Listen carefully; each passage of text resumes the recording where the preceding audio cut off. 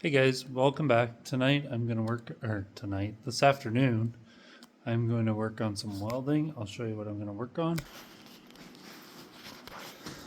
So I want to get this part welded back together, which isn't a huge piece, but it's broke out up here and all the way down through the center of the hole. So if I do that, then we can put the grill piece back in. And then I'm just going to go along and slowly work on, there's a couple different cracks in the fenders. I'm going to get all the cracks welded up first. Then I'm going to start working on the hole patching. But for now, this is the one I'm going to work on.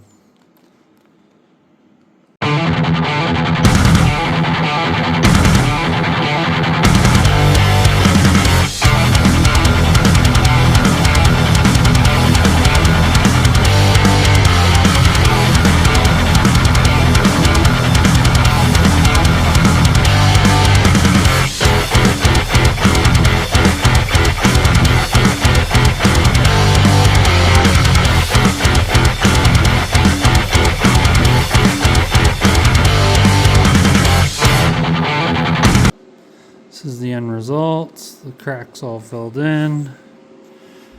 Phone's having trouble to focus. That's alright.